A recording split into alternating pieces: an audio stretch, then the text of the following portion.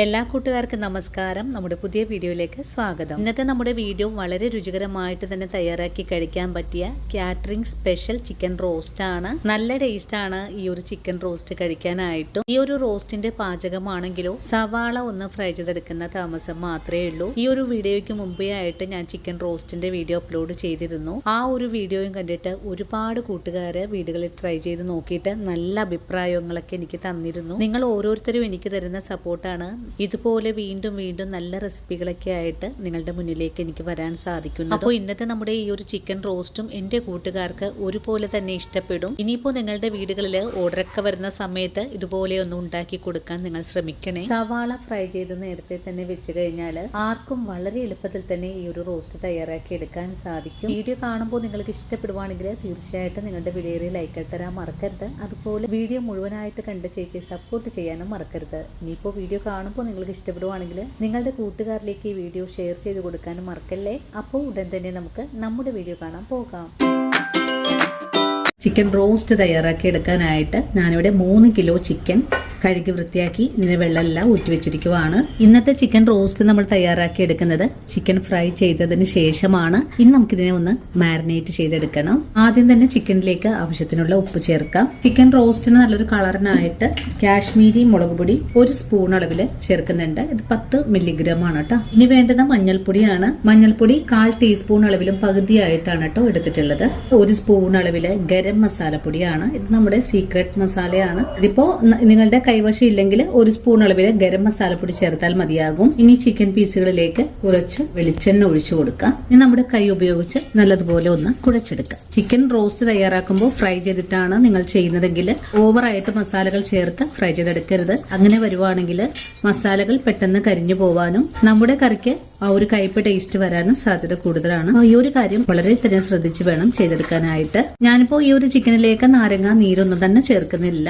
അങ്ങനെ നമ്മുടെ ചിക്കൻ നല്ലതുപോലെ ഒന്ന് ഉടച്ചെടുത്തിട്ടുണ്ട്. ഇനി നമുക്ക് ഈ ചിക്കൻ ഒന്ന് അരമണിക്കൂർ നേരത്തേക്ക് റെസ്റ്റ് ചെയ്യാൻ വെച്ചു കൊടുക്കാം. ആ ഒരു സമയം കൊണ്ട് ഇതിലേക്ക് ആവശ്യമായ സവാള നമുക്കൊന്ന് ഫ്രൈ ചെയ്തെടുക്കണം. നമ്മൾ ഇന്ന് 3 കിലോ അളവിലുള്ള ചിക്കനാണ് എടുത്തിട്ടുള്ളത്. 3 കിലോത്തിന് 9 സവാളയാണ് നമുക്ക് ആവശ്യമായിട്ടുള്ളത്. അങ്ങനെ നമ്മുടെ സവാള ഞാനിവിടെ തോലെല്ലാം കളഞ്ഞ് കഴുകി വൃത്തിയാക്കി വെച്ചിട്ടുണ്ട്. കൂടെ തന്നെ ഇതുപോലൊരു കഷ്ണം ഇഞ്ചിയുമാണ് എടുത്തിട്ടുള്ളത്. ഇനി നമുക്ക് ഇതിലേക്ക് ഒരു 6 ബോൾ വെളുത്തുള്ളിയും കൂടി ആവശ്യമുണ്ട്. വെളുത്തുള്ളിയും ഇഞ്ചിയും കൂടി ചേർത്തിട്ട് ഒന്ന് ചതച്ച് വെക്കണം. സവാള തിന്നായിട്ട് കട്ട് ചെയ്ത് വറുത്തെടുക്കണം. ഇതെല്ലാം നമുക്ക് ചെയ്തെടുത്തിട്ട് വരാം. നമ്മുടെ സവാള ഞാനിവിടെ മുഴുവനും തന്നെ ഫ്രൈ ചെയ്തെടുത്തിട്ടുണ്ട്. ഇനി നമുക്ക് ചിക്കൻ ഫ്രൈ ചെയ്തിട്ട് തുടങ്ങാം.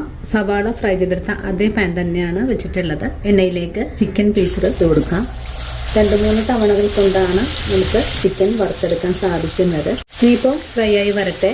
ചിക്കൻ ഫ്രൈ ചെയ്ത് എടുക്കുന്ന ആ ഒരു സമയം കൊണ്ട് നമുക്ക് ഇതിലേക്ക് 100 ഗ്രാം അളവിൽ കാഷ്യൂസ് ഒന്ന് വെള്ളത്തിലിട്ട് കുതിർത്തി വെച്ചിട്ടുണ്ട്.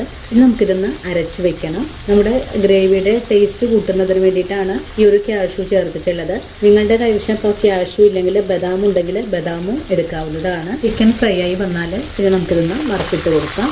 ഓവറായിട്ട് ഫ്രൈ ആക്കി എടുക്കേണ്ട ആവശ്യമൊന്നും തന്നെ ഇല്ല. നമുക്കിനി ഗ്രേവിയിൽ ഇട്ട് കൊടുത്ത് ഒന്നും കൂടെ വേവിച്ചെടുക്കേണ്ടതാണ്. ഫ്രൈ ചെയ്തെടുക്കുന്നത് നമ്മുടെ കറികളൊക്കെ തയ്യാറാക്കുമ്പോൾ അതൊന്നും പൊടിഞ്ഞു പോവാതിരിക്കാനും വേണ്ടിയിട്ട് മാത്രമാണ് കേട്ടോ. 2 വശവും ഒന്ന് ചെറുതായിട്ട് മുറിഞ്ഞു വന്നാൽ പിന്നെ നമുക്ക് ചിക്കൻ പീസുകൾ എണ്ണയിൽ നിന്നും എടുത്ത് മാറ്റാം. അങ്ങനെ എല്ലാ പീസും നമുക്ക് എളുപ്പത്തിൽ തന്നെ ഫ്രൈ ചെയ്തെടുക്കാം. ചിക്കൻ ഫ്രൈ ആയി വരുന്ന സമയം കൊണ്ട് നമുക്ക് റോസ്റ്റിന് ആവശ്യമായ മസാലകളൊന്ന് പൊടിച്ചെടുക്കണം. 20 ഉണക്കമുളക് എടുത്തിട്ടുണ്ട്. അതുപോലെ 4 സ്പൂൺ അളവില്, സ്പൂൺ എന്ന് പറഞ്ഞിട്ടുണ്ടെങ്കിൽ ടേബിൾ സ്പൂൺ അല്ല, സ്പൂൺ 10 മില്ലിഗ്രാം ആണ്. 100 തവണ ഞാൻ ഇത് പറഞ്ഞു തന്നിട്ടുണ്ട്. എങ്കിലും ചോദിക്കും സ്പൂണാണോ ടേബിൾ സ്പൂൺ ആണോ എന്ന്. അപ്പോൾ ഇത് 4 സ്പൂണാണ്. സ്പൂൺ എന്ന് പറയുന്നത് നമ്മുടെ വീടുകളിൽ ചായക്ക് പഞ്ചസാര ഇടുന്നതാണ് കേട്ടോ. 4 സ്പൂൺ അളവില് മുഴുവൻ മല്ലി, നിങ്ങളുടെ കൈവശം ഉണക്കമുളകും മുഴുവൻ മല്ലി ഇല്ലെങ്കിൽ നിങ്ങൾക്ക് ഇതിന് പകരമായിട്ട് പൊടിയും എടുക്കാവുന്നതാണ്. പൊടി എടുക്കുമ്പോൾ അതൊന്ന് ചൂടാക്കിയിട്ട് വേണം എടുക്കാനായിട്ട്. പിന്നെ ഒരു തക്കോലത്തിന്റെ കുരു കളഞ്ഞെടുത്ത് വെച്ചിട്ടുണ്ട്. പിന്നെ 1 സ്പൂൺ അളവില് കുരുമുളക്, 3 ചെറിയ ബേ ലീഫ്,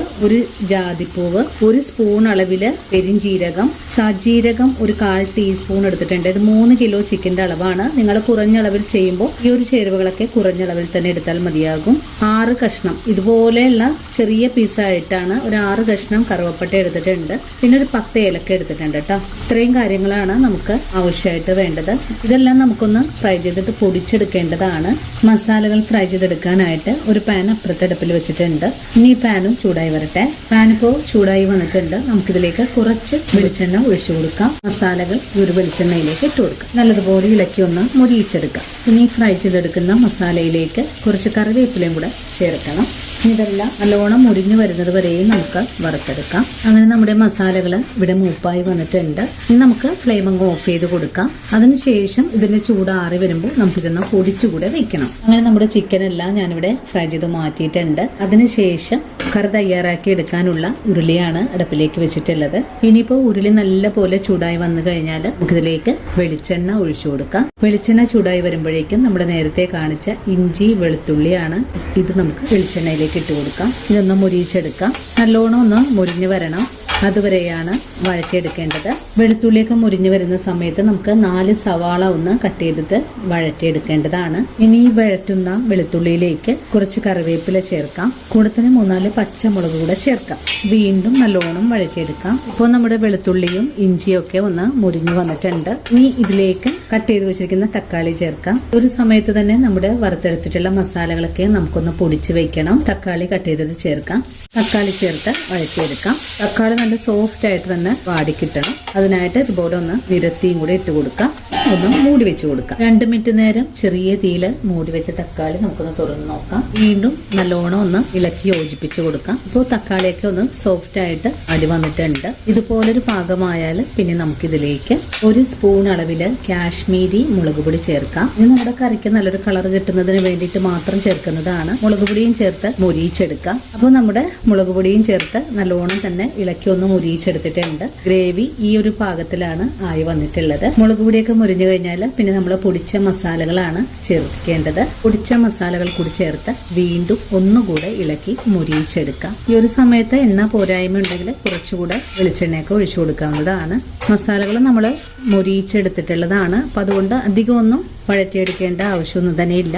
ഈ ഒരു ചിക്കൻ റോസ്റ്റ് തയ്യാറാക്കി എടുക്കാനായിട്ട് ആകെ ബുദ്ധിമുട്ടുള്ളത് നമുക്ക് സവാള ഫ്രൈ ചെയ്തെടുക്കുന്നതും മസാലകളൊന്ന് മുരിയിച്ചെടുക്കുന്ന കാര്യം മാത്രമാണ്. അങ്ങനെ നമ്മുടെ മസാലകൾ ചേർത്ത് 1 മിനിറ്റ് നേരം മാത്രമാണ് ഞാൻ വഴറ്റിയെടുത്തിട്ടുള്ളത്. ഇനി ഇതിലേക്ക് ചേർക്കേണ്ടത് നമ്മൾ നേരത്തെ കാണിച്ച കാഷ്യൂ ആണ്. കാഷ്യൂ ഈ ഒരു സമയത്ത് ഒഴിച്ചു കൊടുക്കാം.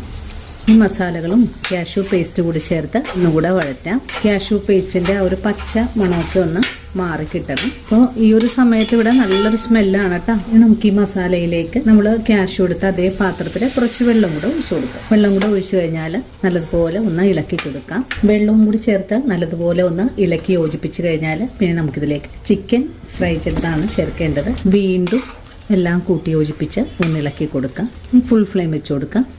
നമ്മൾ ഗ്രേവിയിലേക്ക് ഉപ്പ് ചേർത്തിട്ടില്ല. കാരണം ചിക്കൻ ഫ്രൈ ചെയ്തപ്പോൾ നല്ലോണം ഉപ്പ് ചേർത്തിട്ടുണ്ട്. ചിക്കൻ പീസുകൾ കൂടി ചേർത്ത് 1 മിനിറ്റ് നേരം ഒന്ന് വഴറ്റിയിട്ടുണ്ട്. ഇനി ഇതിലേക്ക് ഫ്രൈ ചെയ്ത ഒനിയനാണ് ചേർക്കേണ്ടത്. ഇനി ഒനിയനും കൂടി ചേർത്ത് വീണ്ടും നല്ലോണം ഒന്ന് ഇളക്കി കൊടുക്കാം. അങ്ങനെ നല്ലോണം തന്നെ ഇളക്കി യോജിപ്പിച്ചിട്ടുണ്ട്.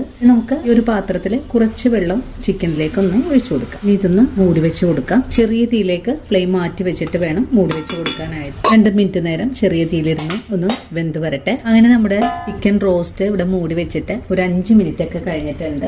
ഫ്ലെയിം അങ്ങ് ഓഫ് ചെയ്ത് കൊടുക്കുക. നമുക്ക് നല്ലോണം ഒന്ന് ഇളക്കി യോജിപ്പിച്ചുകൂടെ കൊടുക്കാം. നല്ല കൊഴുത്ത ഗ്രേവിയിൽ നല്ല കിടുക്കാച്ചി ചിക്കൻ റോസ്റ്റ്. അപ്പോൾ ഇന്നത്തെ നമ്മുടെ വീഡിയോ ഇത്രയേ ഉള്ളൂ. ഈ ഒരു വീഡിയോയും കണ്ടിട്ട് എല്ലാ കൂട്ടുകാരും ഒന്ന് തയ്യാറാക്കി നോക്കണം. തയ്യാറാക്കി നോക്കുമ്പോൾ നിങ്ങൾക്ക് ഈ ഒരു സ്വാദ് ഇഷ്ടപ്പെടുവാണെങ്കിൽ നമ്മുടെ പേജ് ഒന്ന് ഫോളോ ചെയ്യാൻ മറക്കരുത്. അതുപോലെ വീഡിയോ കുറിച്ചുള്ള അഭിപ്രായങ്ങൾ കമന്റ്സ് ആയിട്ട് അറിയിക്കാനും മറക്കരുത്. അപ്പോൾ ഇതുപോലുള്ള ഇനിയും നല്ല നല്ല വീഡിയോസ് ഒക്കെ ആയിട്ട് ഞാൻ നാളെ കൂടിയെത്താം. അതുവരെയും ഒത്തിരി സ്നേഹത്തോടെ വീണ്ടും കാത്തിരിക്കുക.